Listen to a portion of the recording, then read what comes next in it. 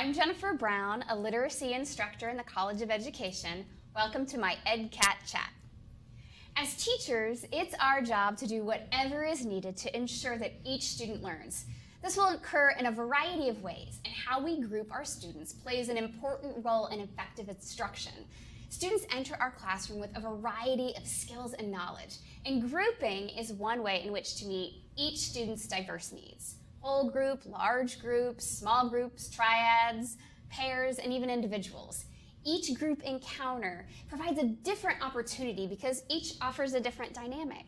Your goal here is to group for the most effective instruction possible so that each student can reach his or her learning potential.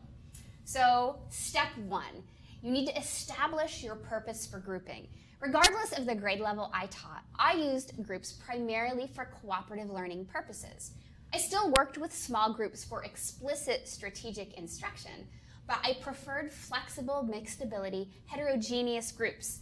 This fit best with my teaching philosophy and my teaching style. Whatever it may be, always filter your decisions for grouping through your purpose. Step two, collect your assessment data. Now, I've always been fortunate to have student data of some kind from the end of the previous year, or even data from a kindergarten screening. If you don't have this information to start with, don't sweat it. And don't get caught up in completing a very thorough assessment before starting your groups. Even a simple grade level word list can provide you a starting point. And you need to get started. Start meeting with those lowest kiddos first. They need you the most and they need you right away.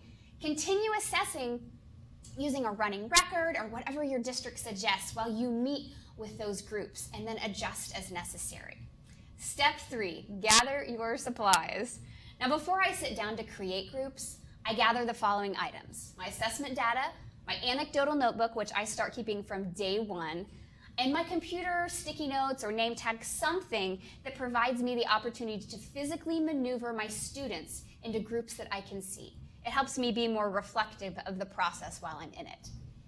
So step four is organize by reading level. With your data in hand, line your students up from left to right in a long row, from lowest to highest.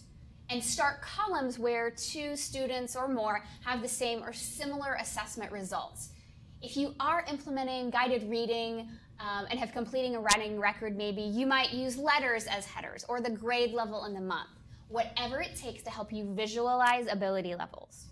Step 5, consider other factors.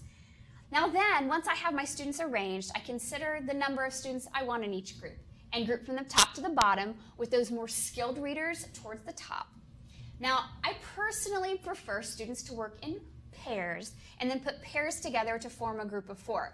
Now, this rarely, if ever, works out mathematically, so I turn to my notes and reflect on what I know about each student academically and socially. I think about what reading strategies I will be teaching and how students work with one another. Some groups will function well with 5 members, and some may benefit, depending on the kids, from a group of 3.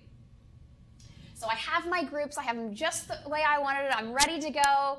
And then step 6 is be prepared to adjust.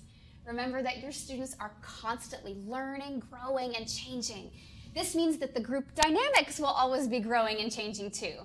While you are observing your group's dynamics on a daily basis, take the time to explicitly assess your group successes, challenges, and the function of each group member. I typically changed my groups at least quarterly.